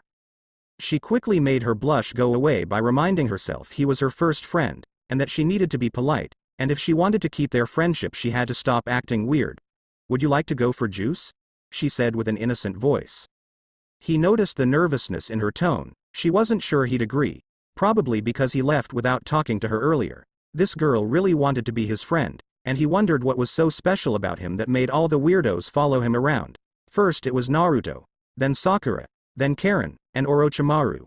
Well, Orochimaru only wanted to use his body as a new fur coat to wear on winter, but whatever, all those idiots never stopped following him around. "Sure," he said, turning and waiting for her to step beside him. They left the building in silence and stopped at a vending machine where they bought 2 cans of tomato juice. Moka was surprised he had chosen the same drink as her. Normally very few people bought that flavor of juice. She smiled at him and offered to open his can, to which he agreed. Soon they found themselves with the cans to their mouths, enjoying the particular taste of tomatoes. Suddenly a hand grasped the raven's collar, holding him up as he choked on his juice. "Hey there babe, you're Moka Akashiya, right? What is such a hot girl like you doing with a weakling like this?" he said, holding the boy coughing higher in the air. "I mean sure, he's a pretty boy, but he can't give you what you need," he finished, sending the body crashing into the vending machine. "Sasuke!" Moka exclaimed as she rushed to his side, only to be stopped by the guy who had sent her friend flying. "Hey gorgeous, forget about him. Come hang out with me instead," he said, licking his lips. His hand however was quickly swatted away by the vampire. "No. I prefer to hang out with nice people," she said, getting to her friend and dragging him by the hand towards the roof of the building. The Raven Shinobi was beyond pissed. That worm had taken advantage of one of his greatest weaknesses, his love for tomato juice. It had prevented him from sensing that bastard out and made him choke on the drink. His left hand crackled with electricity and he was one step away from teleporting to that scum that attacked him and beheading him on the spot. He was however stopped by the pink-haired vampire as she put her hands in his face looking for any injuries. The electricity went away almost immediately. "Are you okay?" she asked, concerned about her friend. "Yeah, I'm fine," he said, rubbing his neck with his hand. For now he'd let the worm live, but if he ever got in his way again, he would send him directly to hell, and Naruto could cry all he wanted about how he should never kill anyone. "That was really scary," said Moka, trying to make a conversation. When she saw he had nothing to add to her statement, she decided to go with another subject. "So what kind of monster are you, Sasuke?" she asked, smiling before covering her mouth with her hand. "Oh, that's right, it's against the rules. Reveal that information to each other. I'm sorry for asking." "Forget I said anything, all right?" she said, waving her hands rapidly. He almost snorted at the girl's reasoning. She seriously considered the fact that it was a rule more important than that it could save her life. He had to admit this girl was amusing. "Well, you told me what you were, didn't you? Though I have to say, from what I've read, you certainly don't strike me as a vampire," he said, facing the pink-haired girl. "Well, not right now," but she smiled sheepishly. "Look here," she said, signaling to her necklace. He eyed the strange cross and was able to feel a strange kind of energy. He wondered what exactly that was supposed to do. "If I were to take this rosary off, I would transform into a complete and terrifying vampire," she said, smiling as innocently as ever. "That's the reason I always wear it, to seal my powers away." At that he couldn't contain his smirk. It was ironic after all the seal subject they had to deal with today. "I can't even take it off myself," she said, looking at the ground, embarrassed, waiting for him say what he thought about it. "Interesting. I would certainly like to see that sometime," he said. He couldn't help but wonder how strong she was. Maybe she'd make a good sparring partner. And then he felt her tackle him again, for what felt like the 100th time that day, as she hugged him closer to her. I knew you would understand, she said gratefully. It seemed she had been afraid of him judging her, for what he didn't know, but he knew she did. You are my first friend and also my first in something else, she said, looking at him with a blush on her face. To him it sounded oddly similar to the things his perverted sensei used to read while they were on missions. He raised an eyebrow questioningly. You see, I've always used tomato juice or transfusion bags. I had never censored at anyone's blood before yours, Sasuke, she continued, closing her eyes and remembering what had happened not too long ago. When she had first met with the boy before him, it tasted so sweet, so delicious. I don't think I'll ever be able to forget it, she continued, pulling him close to her and leaving her head in the crook of his neck as she smelled him. In an instant he felt another presence completely different from the woman embracing him. The spiritual energy was far colder and powerful. He seized her shoulders and put a small space between them, eyeing the girl in front of him. It had been only a second, but he knew he was not wrong. His instincts never betrayed him. It seemed what he had sensed was the true vampire in the cross. What's wrong? She asked, startled, as he looked at her blankly. His gaze turned to the horizon and he realized how much time he had wasted already. He let her shoulders go and his hands returned to his pockets. I have to go. I'll see you around, he said, turning and heading towards the door that connected to the roof. Moka looked at him go through the threshold before snapping out of her daze and following him to see if he was all right. As she stood at the door, his form had vanished from her sight. After looking for him around campus for a short while, she reached the entrance of the academy again, finding there the figure of the person she had been looking for. As she approached him, she noticed his new attire. Now, instead of wearing dark yellow pants, he wore white shorts and had taken off his white shirt, leaving only a sleeveless gray shirt. Her eyes widened slightly when she noticed all the bandages around his legs and the ones that went out of his torso. He practically looked like a mummy, and she wondered why she hadn't noticed before. Sasuke, she called, making turn to look at her. Are you all right? You were acting weird just now. He lifted a piece of paper and took a look at it. His gaze then turned to her. I'm fine, he said, turning and looking at his surroundings. Where are you going? She asked. It was clear he had planned on going somewhere, though perhaps she thought it wasn't her place to pry. The Raven eyed her once more. He knew he had to get rid of her. She was a good girl, and she was bound to get hurt if she stayed with the likes of him. If he had had his Sharingan, he would have already used it to erase her memories of him ever existing, but it seemed it was going to be more complicated than what he had anticipated. I'm going to the human world. I have something to take care of, he said without trace of emotion in his voice. In truth, he was going to train deep in the woods. He needed to make up for the lost time. He expected her to be satisfied with the answer he gave her. After all, they were supposed to learn to coexist between humans and monsters. This, however, seemed not to be the case. She immediately took hold of his gray shirt and faced him with a pleading face. No, you can't. You can't go to the human world, she said, trying to stop him from leaving. Why not? He asked, a little irritated. However, his curiosity about her behavior was even bigger than his frustration. I'm sorry. I just don't like humans. They are cruel, she said, not letting his shirt go. I know, because I attended human schools all the way up to junior high, she continued, gripping his shirt tighter. They don't believe in monsters, and as a result I was always lonely. I was so different from them, and I always kept thinking of how I shouldn't be there in the first place. Her voice started breaking slightly, and he knew she was being sincere. She really didn't like humans, but then I met you, and you said you didn't mind if I was a vampire, and for the first time in my life I didn't feel alone anymore. She smiled at him as tears started sliding down her cheeks. His eyes softened a little seeing the girl cry silently. He knew far too well what loneliness felt like. That, however, didn't change anything about this situation. He and Naruto were going to leave soon. It was better if he stopped her from getting more attached to him. The information he had just gained now seemed perfect to solve his problem. I'm a human, Moka, he said, watching the girl, as her eyes widened and her hands left his shirt. It worked. No, you can't be. No human can come in here, she said, bringing her arms close to her chest and eyeing him in denial. He smirked and went back to his more familiar persona. It was easier to hate him that way after all. Well, it's true, and that's all there is to it, he said, getting ready to leave that place. It's best if from now on you stay away from me. Go look for someone else to be friends with, girl, he finished, turning away from her. Before she could even respond, he had vanished into thin air, and her eyes widened even more. Could humans do that? She searched left and right for the raven-haired boy, wanting to apologize for her reaction. She wanted to tell him it didn't matter if he was a human or not. He had been kind to her, and treated her like an actual person. She started sprinting towards the forest. Maybe it was not too late to stop him. She ran through the yellow forest, passing by graves and malevolent-looking trees when a shadow stepped in front of her, making her stop in her tracks. "Where are you going, babe? Why don't you stick around?" said Saizo, the guy who had thrown Sasuke into the vending machine. "Sorry, but I have something else to do now," she said, eyeing him determined. She couldn't waste time here with that guy. Sasuke was probably on his way to the barrier. Saizo only smirked in return. Shinobivampire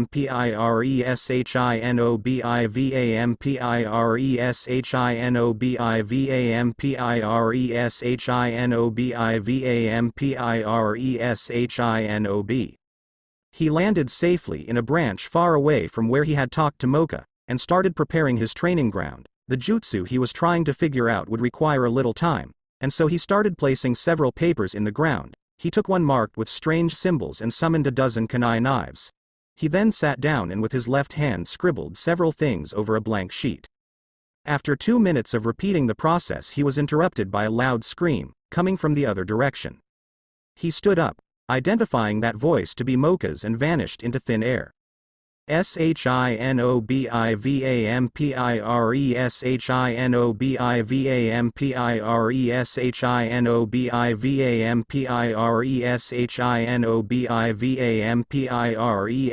shinobivampire. Saizo Komiya was having the time of his life, finding the hottest babe in school all alone in the forest. It was certainly his lucky day. He had already revealed his monster transformation. His form had changed to that of a big muscular ogre, his tongue drooling at the sight of the vampire. He enjoyed the sound she made when he threw her at the trees, her voice screaming in pain, a melody to his ears. He faced the pink-haired girl lying in the ground, approaching her slowly, when another figure appeared before him. He blinked and narrowed his eyes. Where the hell had he come from? It turned out it was the same pretty boy he had seen with Moka a while back. He smirked and taunted the other boy. "Well, look who we have here. What did you come here for, runt?" The raven-haired boy eyed Moka, looking for any threatening injuries before turning his gaze to the monster who attacked her. "You have 3 seconds to get out of my way, worm, or I'll be sending you to hell where you belong," he said, looking at the orc with something akin to boredom in his eyes. "What did you just say?" "Big mistake, kid. I'll show you not to mess with me," he said, stretching his tongue at high speed like a whip trying to hit the Uchiha.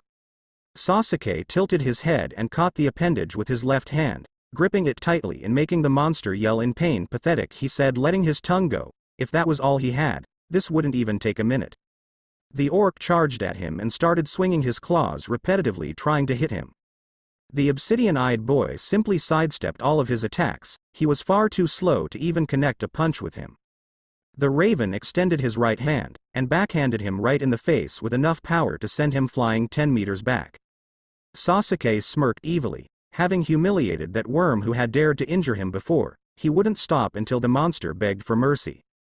Moka stood watching, impressed at the man protecting her from the orc. He was fast and strong. She couldn't believe he was a human. Was it possible he had lied to her? Sasuke took a step forward, ready to start pummeling Saizo, when an agonizing pain, nothing like he had ever felt before, invaded his body. He gripped his chest, trying to figure out what was going on, when he felt a fist connect with his face, sending him down a cliff. He could hear Moka yell his name in the background. He landed painfully in solid rock and couldn't stop gripping his chest and grinding his teeth. It hurt so badly that he wanted to scream. It was as if lava was coursing through his veins, and his muscles were breaking. What the hell was happening to him? He tried to move, but to no avail, and the pain just kept getting stronger. He closed his eyes and tried raising his chakra to protect his tissues, or to stabilize him long enough for him to do something. He felt arms on him, and he turned to look at Moka, who was eyeing him with tears in her eyes. "I'm sorry," she said, trying to stop the tears from falling, yet failing miserably. "I'm so sorry. It's all my fault. Please forgive me," she continued, letting the tears flow freely down her face. "I guess humans and monsters really can't get along. I just wanted to have a real friend. Whether it was human or monster, I didn't care. I just didn't want to feel alone anymore." She looked at him apologetically. "I'm sorry. You're hurt, and it's all because of me." She arranged a sad smile on her face. "It seems it really is impossible for me to make friends." Her tears continued flowing down her face, and suddenly another feeling started combating the pain in his body: annoyance. This girl was beyond stupid, almost as stupid as his best friend, blaming herself for things that were out of her control. "So this is where you were," said a voice that alerted both students. Near the border of a small cliff, Saizo stood staring at them with a smirk on his face. He quickly descended to ground level, and approached them slowly. Moka was about to stand up and position herself in front of the Raven Shinobi when a hand gripping her shoulder made her stop and look back. Obsidian eyes stared at her in irritation. Who the hell told her to butt in on his fight? He stood up with immense effort, and tried his hardest to block the pain. It felt like he was melting from the inside out. He was sure he didn't have much time before he passed out, so he quickly turned to the pink-haired girl. Listen here, idiot. Whatever happens during my fights are my own problem, not yours. So don't go blaming yourself for my wounds. He narrowed his eyes at her. And I don't care if you have not been able to make friends. As long as you keep trying, there is no chance in hell you'll fail. Believe me. I have to live with the reminder. Literally. He then turned once more to approaching Ogre. And if someone tells you otherwise, then to hell with them. Only you can decide who are and who aren't your friends. So stop crying already and watch how this bug begs for mercy. He finished walking slowly towards his enemy. The ogre then charged and commenced a relentless stream of punches aimed at his face. The Uchiha tried dodging his attacks, but the pain was making his body tremendously slower. He received a complete barrage of punches to his gut and face, and even though they didn't do much damage by themselves, the continuous string of attacks was having an effect in his body. Moka observed horrified as the boy who had been previously dominating the ogre in their fight was being attacked relentlessly. She brought her hands closer to her chest and looked on hopefully at the raven-haired boy. He had technically told her that he could handle it, so she would trust him. After all, that's what friends did. His vision started to get blurred and he knew he had to retaliate soon before he fell prey to this unknown pain. Copying Sakura's jutsu, he focused as much chakra as he could in his right fist. Remembering the chakra outline of her technique, balance and output, he dodged another attack, and with little space left between them he extended his hand forward. The force of the collision much higher than he expected. Saizo's body went flying around 50 meters in the opposite direction before crashing against the wall of the cliff, finding himself buried there. Moka observed astonished the power inside his fist. His strength was completely abnormal. How was it possible for a human to be so strong? He didn't even have time to retract his fist and build up momentum. He simply pushed forward with his arm and caused that much damage. She looked at her friend in admiration, and smiled happily seeing him end up the winner. That is, before his body fell backwards and she ran to prevent his collision with the floor. She caught him and immediately called his name. His body was burning up. She wasn't sure reaching those body temperatures was possible. She knew then she had to take him back to the school infirmary. A loud roar startled her, and she turned to look ahead as Saizo's form pushed through the rubble and rock where he had been previously thrown into. He kept bleeding down his right arm and chin, growling like a mad animal. A mixture of pain and rage reflected in his eyes. His legs were slightly shaking, and he looked to be having a hard time keeping his balance.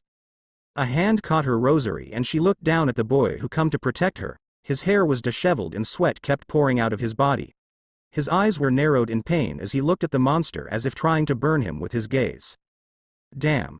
I didn't think he'd still be able to walk, he said between labored breaths. He tried pushing his body forward with all the strength he could muster before he was falling back and getting caught by the female vampire. You can't fight anymore. You're hurt, she said softly before letting a few tears roll down her cheeks, feeling concerned for the person in her arms and guilty for being the cause of his suffering. You're seriously starting to piss me off, the boy said weakly before turning his gaze on her. You said you were my friend, didn't you? Her eyes widened and a blush marred her face, before she gave a small nod. Then believe me when I tell you that I never lose, he snarled with a little more energy. His hand in her cross tightened. His eyes suddenly burned with a determination that made her heart beat much faster. I'll defeat this waste of space and end his miserable existence, so keep your rambling for later, or I'll leave you behind again on our lunch break period tomorrow.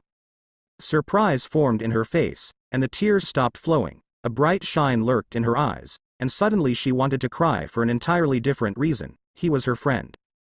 The cross in the shinobi's hands then separated from the chain, and an incredible energy started surrounding the vampire. The Uchiha was pushed back slightly by the wind that formed a current around her body, and his eyes laid on the shadow that had taken her form. The feeling was much too similar to that of when he fought Naruto 2 years ago. A bright light engulfed the space around her, blinding the monster and the human from seeing her body. Her demonic energy, while not nearly as powerful as Kurama's nor as sinister as his own, was definitely unlike any other in Yokai Academy. His mind started drifting off from the pain, but he forced himself to remain awake. He was not about to let that ogre win this battle. Saizo stood terrified watching as an unbelievably cold and powerful energy started erupting from the girl he had attacked earlier. His battered body started shaking and he coughed blood from the attack he received from the other male student. Her hair and eyes had changed color and her stance became more firm and confident. Silver hair, red eyes, the overwhelming energy, said the ogre, watching uneasy at the transformed vampire. She's an S-class super monster. Moka observed the scene before her. Red eyes wandered from the monster in front of her to the raven-haired boy who was looking with something she believed to be curiosity. His face was too pained to tell. Stretching and focusing once more in the ogre, she spoke. So you are the one who awakened me, huh? The student kept eyeing her as he rambled about how he might be able to defeat her. It's time for you to know your place, she said coldly before appearing before him and sending a powerful kick to his face, making him go flying straight into the wall of the cliff, leaving him unconscious. She turned to look at the other boy and approached him slowly. His eyes didn't reflect the fear she thought they would. Instead they held a little excitement, and a fraction of his lip turned upwards, before his eyes closed in exhaustion and pain. He had passed out. Shinobi Vampiracino by Vampiracino by Vampiracino by Vampiracino B. His eyes opened to a solid white wall. Traces of light green and gray on the walls revealed this place be the infirmary, where he had been bandaged before. The pain that had previously consumed his entire body and cost him his victory wasn't present anymore. His eyes narrowed in confusion and frustration. Something happened to him, and whatever it was, there was a high probability that it could happen again. He had to figure it out and stop it. A feeling of unease crept up his stomach. What else had that woman done to him? So you finally wake up, huh? Said a voice to his left, causing his eyes to turn in that direction. Golden yellow hair and blue eyes greeted him, as Naruto Uzumaki's form was seated in a bed next to his. New bandages covered his hands and face, and he had to wonder what the hell had happened to his best friend. Damn. Bastard, what the hell happened to you? Said the blonde between short laughs. You look so beat up. He continued laughing at his face. He rolled his eyes, and tried to shut down the noise coming from the whiskered shinobi. And you had the gall to bring poor Moka with you, he heard the Uzumaki say from his left, and turned to look at the blonde questioningly. What? He asked his companion, trying to make sure he heard right. Naruto looked at him with a sly smile that the raven wished to pummel out of his face before turning to look at something beside his body. Moka, she's your friend, isn't she? He said, and turned his eyes back to the Uchiha. She kept watching over you as the nurse treated you. Even when she was told there was no need to stay, she said she wasn't going to leave. His obsidian orbs turned to the right, spotting a head in the border of his bead, beautiful pink strands of hair preventing him from seeing the face of the girl his partner was talking about. For some reason his eyes softened a little, and he had the urge to tell her to go back to her room where she would be able to sleep properly. He raised his right hand and noticed he was able to move it without impediments before placing it at the top of her head. He gently rubbed her scalp before stopping and berating himself for doing something so out of character.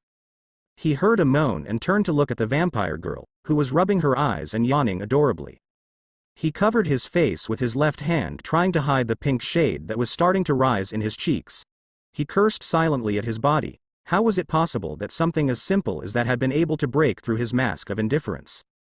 A pair of arms embraced his form, and he heard the girl's voice in his ear, relieved. Sasuke, you're awake, are you hurt?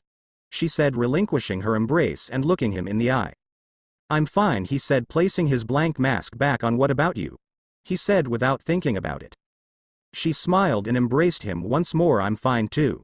She was glad he was safe, and she wasn't alone anymore. Maybe they didn't know each other very well yet, but they had time. The year was just beginning, and as she stared at his pale neck, the delicious scent of his blood invading her nostrils, and making her blood boil in excitement, she hoped it was a long one. Her lips touched the base of his neck. It was quiet when his watercolored eyes opened. The darkness of the night had arrived earlier than he expected, and the carrier of the tailed beasts found himself staring at the white ceiling of the infirmary in Yokai Academy. The room was completely absent of noise. The curtains as well as desks and spare beds created shadows as they clashed with the light of the moon, the only sources of it being one closed window to his left at the end of the room and another one behind his bed at the top of the wall. His gaze turned to his left, where a small alarm clock occupied the surface of a small table. 10:00 p.m. it marked. He allowed himself to smile a little as he recalled the events previous to his not-so-quick nap. It had been a few hours since he had been brought to the infirmary and met up with an unconscious Sasuke and a restless rose-color-haired girl looking worriedly as the nurse bandaged the wounded man up. Her name was Mocha Akashiya, and she was the same girl that tackled his friend back when their classes started. He had been pretty surprised when he met her. Her soft and melodic voice greatly contrasted with the Uchiha's usual fans, and even though worried, she exhibited a calmness that was not common around girls, or at least the ones he knew. After chatting a little with her while waiting for the nurse to finish patching up the midnight blue-haired ninja, he discovered several things about her. The first and most surprising thing was that she was a vampire, a real in-the-flesh vampire. He had been horrified at first because he didn't think monsters like those actually existed. After all, what were the chances? But he soon calmed down and decided to just go with it. The second thing he had discovered, and it was actually pretty funny, was that she was, or at least called herself, Sasuke's friend. He couldn't believe Sasuke even had the capacity to make other friends, what with his non-existent social skills, let alone befriend, and he painfully stressed the word friend, such a gorgeous girl. Even so, after that long speech the Raven had thrown at him, the bastard was shameless enough to go and find himself such a cute friend. He decided to punch him in the face later. The third and last thing he had discovered was that the Raven had actually gone out of his way to protect her from some guy he didn't remember the name of. It wasn't really surprising though. He knew Sasuke wasn't someone who left people to be beaten around if he could help it, but the way the boy with the powerful eyes had acted when they were battling that woman had more than worried him. Despite having the ability to sense people's evil intentions and hatred, he was still not able to read his best friend. The hatred that previously overwhelmed the Uchiha's heart was faint, as if a giant sea had been reduced to a cup of water. That change had left him speechless when they first reunited in the war. Not only because it was so premature it seemed to not make even a little sense, but he also had a nagging feeling that something was wrong. The Sharingan wielder's eyes reflected nothing and showed nothing, as if emotions themselves abandoned the vessel. If he was honest with himself, this time, unlike the one when they met in the Samurai Bridge, Sasuke seemed to be even more unreachable. Another thing that bothered him was the things Moka had said to him regarding their fight with that troublemaker. Apparently Sasuke wasn't the one who defeated the monster but Moka herself. He had been a little impressed with her, but the fact that his partner had been defeated astounded him. According to the pretty vampire, when the battle started the stoic ninja was moping the floor with him. He even had the gall to humiliate him and mock his abilities. Naruto himself found nothing particularly unusual with this but still shook his head in something akin to amusement, if only because it reminded him of their history together as a team. However, the moments that followed confused him greatly. Sasuke failing to dodge a successive series of punches, a mysterious pain that came out of nowhere, and falling to unconsciousness despite displaying plenty of power left were not things that would normally happen to the experienced young ninja. In the end it had been a very bizarre experience according to Moka, but he was still glad everything had gone all right. He smiled with that thought in mind. "It seems you have finally decided to wake up," said a velvety elegant voce near him. The whiskered blonde turned his cerulean eyes to the figure on his right. Bathed in shadows, sitting atop his bed was the form of the man who had been sent to this strange world alongside him. His hands were joined together while his body maintained a pose of meditation, his usual black orbs hidden by pale eyelids. Naruto took a moment to observe him before speaking. His torso was still bandaged almost completely, but his shoulders were now free of their protection. It seemed the Uchiha had found them quite uncomfortable to wear. Wounds of his fight with the woman were still visible, however the carrier of the tailed beasts found no other injuries on display. He frowned in confusion. Moka had said he had been on receiving end of numerous punches and kicks from the orc. He thought that perhaps the girl had simply misjudged the amount of damage Sasuke had received. "You're one to talk. Only a couple of hours ago you were sleeping soundly like a princess," he said almost automatically, his usual insults embedded in the sentence in the most natural way. He carefully removed the covers off his body and sat up on his bed. There was no one else with them, the nurse already gone after taking notes for their recovery. The gray walls that surrounded them seemed to be almost resting at the prospect of calm and peaceful quiet. The blonde, however, had no qualms in destroying the silent spell. "Where's Moka?" he said, rubbing his wrists and craning his neck to let his body stretch and regain mobility. "I told her to go to her room not long after you fell asleep," said the young heir of the Uchiha, calmness radiating from his voice. Naruto's gaze turned back to his lifelong friend with no little surprise and displeasure as his face contorted to an annoyed expression.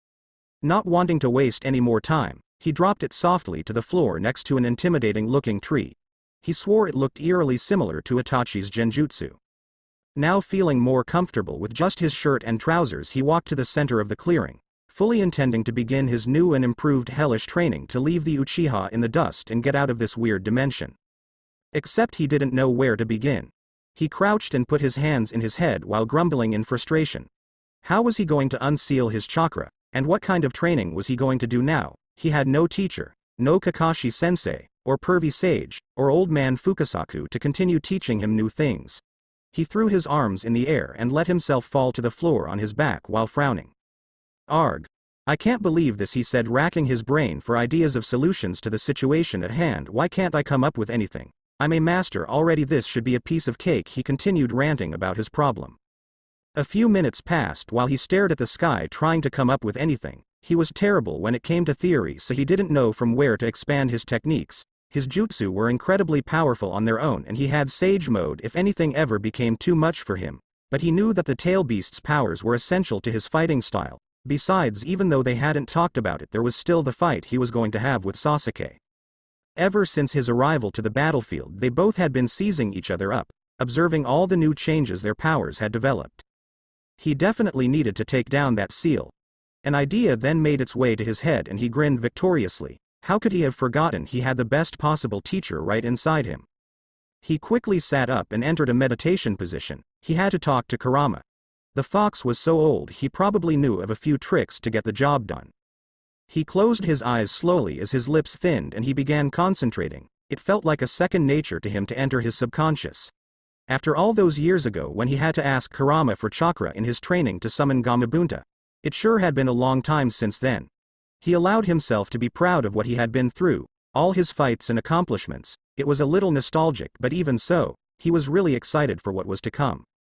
The winds stilled and the breeze stopped. The light of the sun was not coloring his eyelids orange anymore. It was all perfectly calm and soundless.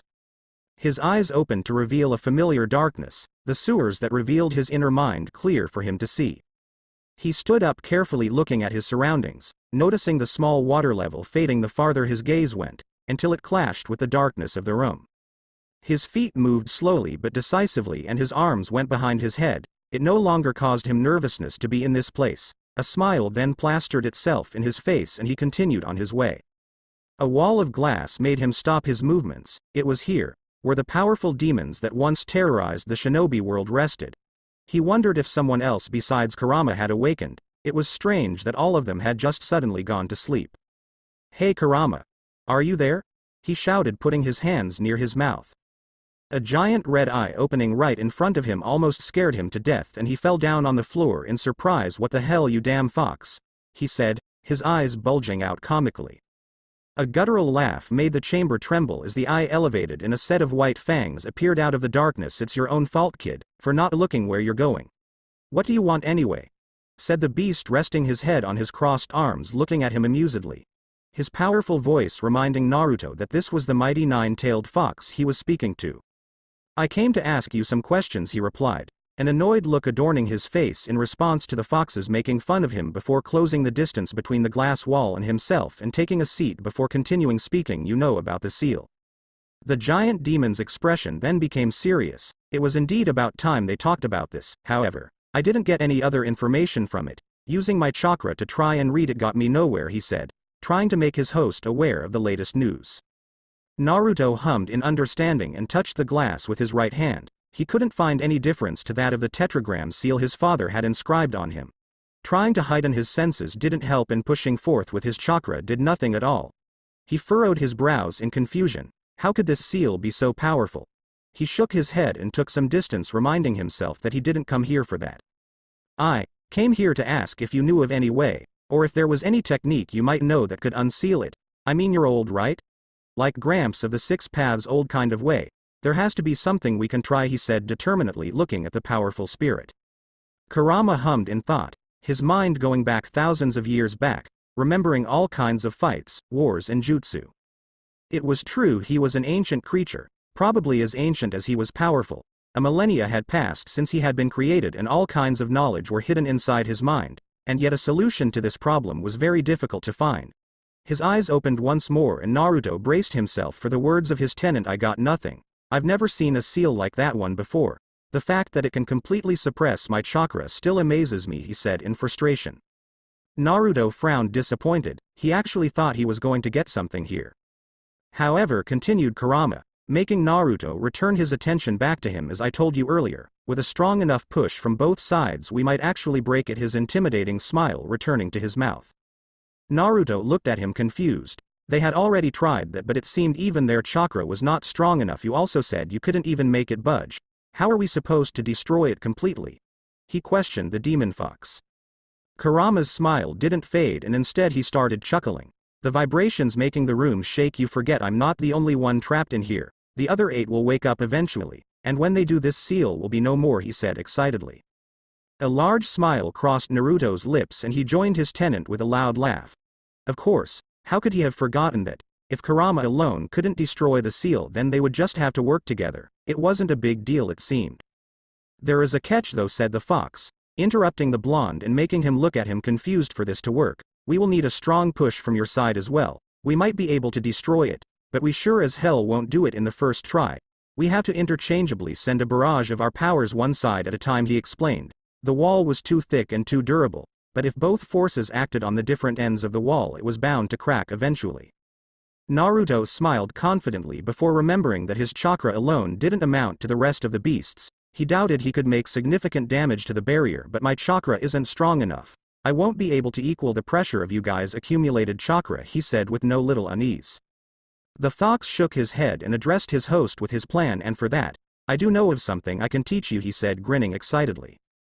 Naruto looked at him elated. Finally what he was waiting for, and he needed to start training so he could stop worrying about his friends in the other dimension. The 8 inner gates, announced Kurama shockingly. The mighty secret of the taijutsu specialists Might Guy and Rock Lee. The what? Exclaimed Naruto, with surprise written all across his body. That is bushy brows jutsu, he said, amazed that the fox had come up with that technique. If we release your chakra gates, your flow of chakra will increase at least tenfold, giving you unimaginable power. Enough to match our push even if only for a minute. Once you do this, barrier will shatter to pieces, I can guarantee you that. Continued Kurama with more conviction than Naruto remembered he had. Both the boy and the fox were ecstatic. The light at the end of the tunnel seemed to be approaching and with it the way home. A maniacal laugh interrupted their conversation and their gaze turned to the deep darkness to the left of the boy. The power behind it made the chamber shake just like when Kurama had done it. It was somewhat familiar, yet the intensity and the euphoria displayed in it reached insane levels. It's not gonna work, you stupid fox, said a shrilling voice that made Naruto wonder how Gaara had managed to carry him all his life. It was indeed the one-tailed demon possum Shukaku, whose powers to control the sand equaled or even surpassed that of Gaara's. The giant fox growled and directed his words towards the other demon. No one was talking to you, rat. Go back to sleep, he said, narrowing his eyes to the darkness. The laugh resumed and Kurama was about to shout before Naruto interrupted him. Wait, Kurama. I want to know what he meant by that. He said aloud before addressing the other creature, Shukaku. What do you mean it won't work? He shouted loudly so the possum would be able to hear clearly. A giant sand claw smashed the glass wall and both Naruto and Kurama were able to see Shukaku now. His yellow eyes with a cross in the middle still reflected the euphoric madness that was so characteristic of him. It's so painfully clear how you don't know shit about seals, fox, said Shukaku with another round of laughter. This isn't just a wall you can trample over, he continued, facing his host. Remembering the things that had happened in the war, the brat looked stupid, but still it was much better living inside of him than any of the others' hosts he had had before, well, with the exception of the little redhead. Because all you rely on is your stupidly massive energy. You think that you can just trample over any obstacle or formula put to seal you. How repulsive, you shit fox, go die. Started once again Shukaku, laughing at Kurama as if his life depended on it. A loud roar shook the entire room and made the possum stop his actions. Kurama's voice rumbled through the waters and the walls. Get to the point, damned rat. Before I turn you into glass, he exclaimed, looking at the sand demon with an annoyed expression. Shukaku was going to retaliate, but the voice of the kid stole his attention. Guys, stop fighting. I need to know why it won't work, Shukaku, and if you know a way we can do it then say so, said Naruto, a little impatient with all this back and forth between them. The yellow-eyed demon fixed his gaze onto the Uzumaki and dropped his claw from the wall. Fine. Whatever you say, kid. The thing is, seals are spiritual barriers. When they go in conjunction with the caging of spirits, more accurately tailed beasts, they are placed inside your own consciousness," said Shukaku, making the blonde nod in understanding. Now usually, if the seal master is good enough and the seal was done perfectly, it renders physical attacks or physical energy useless. The seal that was previously placed on you was one of those seals, but even so, the sheer amount of energy the shitty fox has was so high, the seal wasn't able to contain it all. The demon possum explained, as the other two listened attentively. This damned glass wall was made by none other than the old man's mom. That censoring witch shatters everything. The word perfect even meant. The possum grumbled, irritated. This censoring seal is so strong it was able to contain all of our chakras at the same time. No way in hell will we be able to shatter it with physical attacks. You can blast it all you want. It will never even dent. He finished, taking a seat in his side of the wall. Naruto sighed dejectedly. There went his chance to go back home. There is a way to get rid of it though, yawned Shukaku. He had slept way too much. Naruto's eyes widened and he closed the distance to Shukaku's resting place, all the while Kurama observing, interested.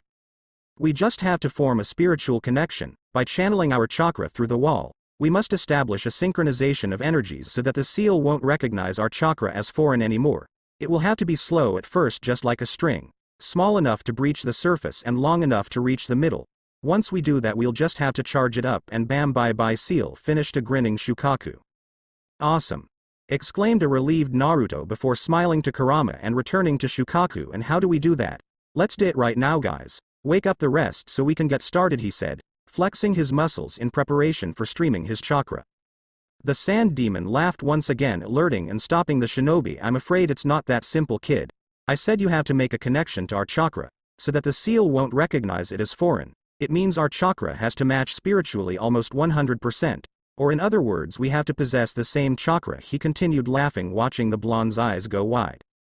Naruto was not an expert on chakra, nor was he knowledgeable enough to explain the things he had accomplished with Old Man Six Paths' powers, but he did know that no two chakras were the same as each other, well, with the exception of that reincarnation mumbo-jumbo. How could he possibly replicate his tenant's chakra? It just didn't make sense, and why was Shukaku so calm about this? If he knew he couldn't do it, then why suggest it in the first place? How the hell do I even do that? He asked the possum, annoyed. This was no time to be joking around. He had to have at least an idea of what to do, or else he was going to go insane. Why did that woman have to bring them here? Why couldn't she just be sealed and leave them the hell alone? You know, for a demon host, you really are stupid. It seems you haven't noticed yet, said Shukaku, making the blonde stop his mental ramblings, and regaining the attention of the giant fox. Since the moment we met with the old man, and through our battles with Madara and the woman, small fragments of our souls merged with yours. It is the requisite to rely on all of us at once, he continued, eyeing Naruto seriously. That is why your power grew to such magnitude. The old man didn't do much, really. At this very moment, your soul that was previously ordinary has now adopted our characteristics, and so you will be able to match our chakra here. However, there is something you need to work on. Our chakra in the purest of forms exists as natural elements. My chakra, for example, exists mostly as sand. Goku's chakra exists as lava, and so on. And yet you don't know how to dominate elemental manipulation, said Shukaku, continuing before Naruto could interrupt. You know the basics, and you were able to apply it to your shape manipulation, but you are nowhere near the level one can call a master. Not like the Uchiha kid anyway. He's the other way around. He has the elemental manipulation portion down, but his skill with shape manipulation is not as good as yours. So what you're saying is, said Naruto, facing the sand demon seriously. Kurama observed, immutable. He also wanted to know what he was going to say. You learn it. Wind and earth to make sand, fire and earth to make lava. At this very moment you have the capacity to utilize those bloodline limits, courtesy of the 9 demons, finished Shukaku, summarizing it as clearly as he could. Only that way will you be able to synchronize our chakra with yours, offered the possum, looking expectantly at Naruto. Kurama was slightly irritated that the sand demon discarded his idea so quickly. However, he knew Shukaku was between all 9 of them, the best when it came to seals. It seemed he was going to have to trust him, even if he didn't like him. Naruto had his gaze on the ground, thinking. Maybe Shukaku was onto something. After all, it was him who aided him with his sealing powers against Madara. His gaze quickly turned to the sand demon, and his eyes turned to steel. I'll do it. Tell me where to begin, he said decisively. Shukaku's laughter returned and Naruto's gaze turned to the fox for a second. Kurama, about the gates, he said confidently, a smirk forming in his lips, and reminding Kurama of the 12-year-old who had first stood up to him all those years ago, as he was falling to his death. What an amusing child, teach me how to open them. The words escaped his mouth and Kurama nodded firmly. This was going to be interesting. Naruto's eyes opened in the outside world. Everything was as it had been before he entered his subconscious. His hands left their spot on his legs and he stood up calmly. It was almost sunset now and the winds had turned a little wilder. Those trees that still had leaves on them moved in rhythm, and those that had not, let the air rush through their hollow spaces. He briefly wondered what Sasuke was doing right now, probably training as well. He had in fact mentioned a jutsu he wanted to try out. As much as he hated to admit it, he was curious as to what jutsu it was. He shook his head softly, reminding himself to concentrate, and spoke to himself and the demons living inside him. All right, Shukaku, where do we start? The best way to start this training is with some wind-style jutsu. That is your affinity after all, right? Said the excited sand demon. Yeah, Naruto replied, breathing steadily. It was finally time to begin. Why don't we start with my specialty, the wind style? Wind bullet jutsu, said Shukaku with a sadistic smirk. Remembering the time he fought with the giant toad, he couldn't help but laugh at that. Naruto almost sweat dropped hearing him laugh like a maniac. He really had to wonder if this was going to be an occasional thing. What about the seals? I don't know that jutsu, he said, taking Shukaku out of his euphoric state. Listen carefully, brat. The seals are ram, boar, hare, rat, monkey and dog. In that order, at your level, you should be able to do at least that, the sand demon said more calmly this time. If they wanted to get somewhere with this training, he was going to have to be serious for once. Naruto followed Shukaku's instructions and repeated the hand seals several times, at least until he had them memorized. Ram, boar, hare, rat, monkey, dog, ram, boar, hare, rat, he said, repeating as many times as he could, his hands following his oral instructions, his fingers taking positions and shapes only ninja were familiar with. Okay, I think I've got it. Now what? Asked Naruto to his now mentor Shukaku. Channel your chakra as you perform the seals, then take a deep breath and send your chakra to your lungs. After that, all you have to do is to augment the pressure and with your chakra increase the mass of oxygen inside of them. That's the easy part. Next, be sure to apply shape manipulation, compressing the expulsion of that air, turning it into a big cannonball-like blast.